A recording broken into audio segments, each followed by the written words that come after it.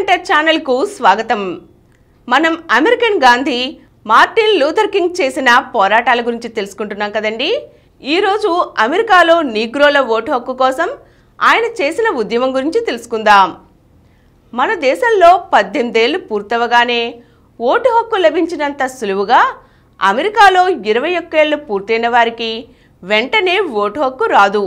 Vote కొరకు వారు register చేసుకోవాల్సి ఉంటుంది. అయితే రిజిస్ట్రేషన్ కొరకు వారు కొన్ని పరీక్షలు పాస్ అవ్వాలి. అప్పుడే వారికి పౌరులుగా ఓటు హక్కు ఉంటుంది. ఎక్కువ మంది నీగ్రోలను ఈ టెస్టుల్లో తప్పించి వారికి ఓటు హక్కు లేకుండా చేసేవారు అప్పట్లో. లూథర్ కింగ్ నాయకత్వాన దీనికై ఉద్యమం సాగింది.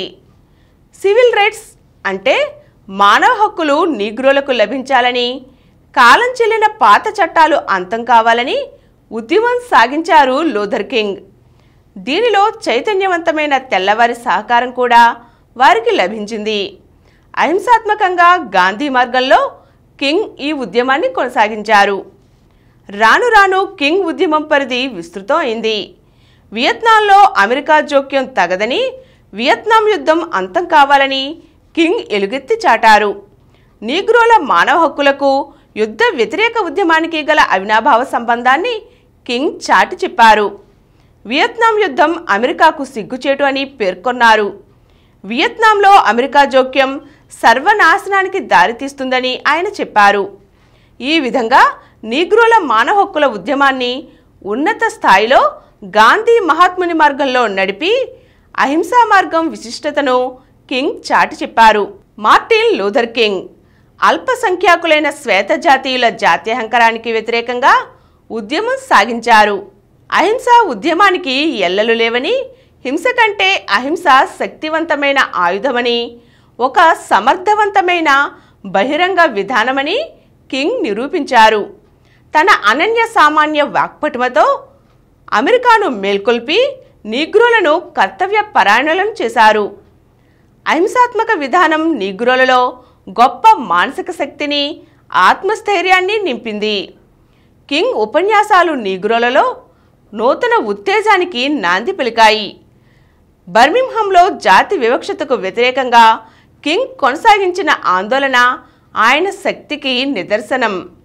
నీగ్రోలకు పౌర హక్కుల సాధనకై దేశ రాజధాని వాషింగ్టన్లో అతిపెద్ద ప్రదర్శనలో ఐ హ్యావ్ ఏ డ్రీమ్, నేనొక కలగన్నాను అని లూథర్ కింగ్ ఇచ్చిన ప్రసంగం అమెరికాలో నవ చైతన్యానికి నాంది పలికింది.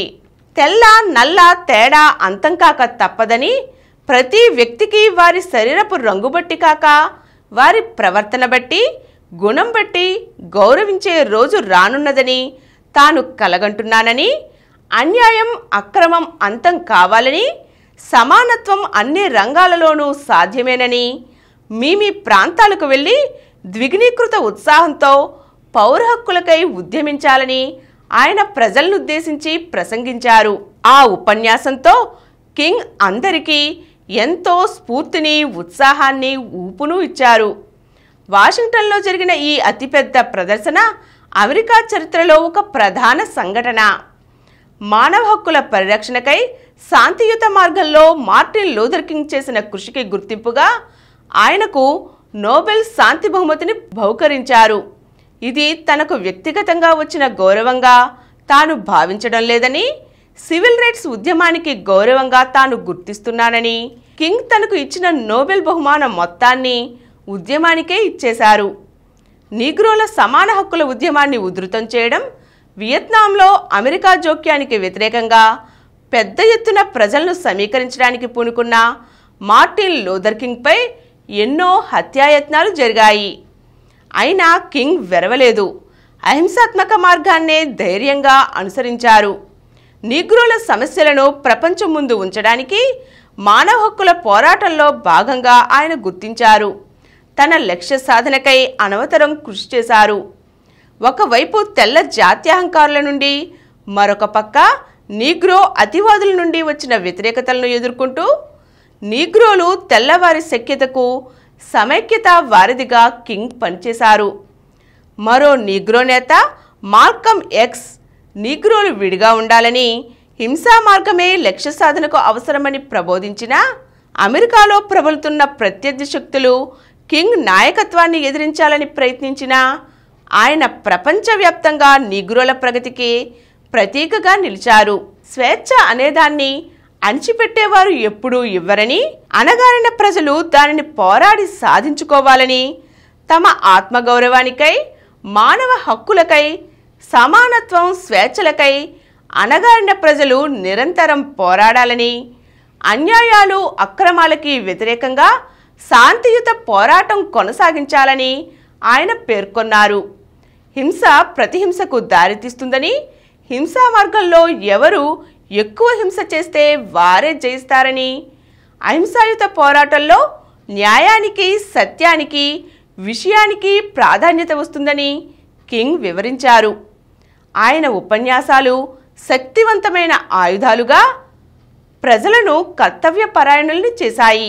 1968 ఏప్రిల్ 14న టెన్నెసీ రాష్ట్రంలోని మెంఫిస్ పట్టణంలో ఒక హోటల్ గది వరండాలో నిలబడి ఉండగా మార్టిన్ లూథర్ కింగ్ దారుణంగా హత్య చేయబడ్డారు. తనకు స్ఫూర్తినిచ్చిన గాంధీ మహాత్మునిలాగానే యువకుడైన లూథర్ కింగ్ తుపాకీ గుళ్లకు బలైపోయారు. తన 13 సంవత్సరాల రాజకీయ, సాంఘిక జీవితంలో అత్యున్నత శిఖరాలను చేరుకుని అమెరికాలో అభ్యుదయ భావాలకు ప్రతీకగా ఆయన నిలిచిపోయారు. దారిద్ర్యం, అసమానతలు, అన్యాయానికి వ్యతిరేకంగా నిరంతర పోరాటం జరగాలని, అన్యాయానికి తలవొగ్గరాదని నీగ్రో జాతిని చైతన్యవంతం చేసిన గొప్ప వ్యక్తి కింగ్. కింగ్ హత్య అమెరికా అంతటా తీవ్ర కోపాగ్నిని రగిలించింది. కింగ్ మరణించినా నీగ్రోల మానవ హక్కుల ఉద్యమం ఆగలేదు.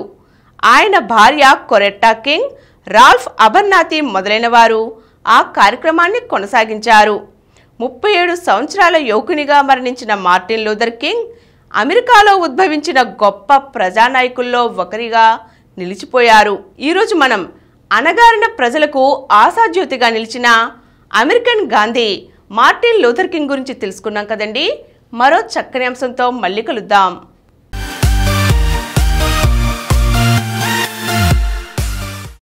ఈ కార్యక్రమం మీకు ఎంతో నచ్చింది కదా? ఇటువంటి మరిన్ని వీడియోల కోసం అనతి కాలంలోనే 20 కోట్ల వ్యూస్ సాధించిన డాక్టర్ సమరం మల్టీ ఛానల్ నెట్వర్క్ సమర్పించు ఎథిక్స్ సెంటర్ ఛానల్కు సబ్స్క్రైబ్ చేయండి, లైక్ చేయండి, మీ ఫ్రెండ్స్కి షేర్ చేయండి. అలాగే ప్రక్కనున్న గంట సింబల్ని ప్రెస్ చేయడం మర్చిపోకండి. Please download Samaram Channels app from Google Play Store and watch your favorite channels. Click the bell icon and subscribe to the channels.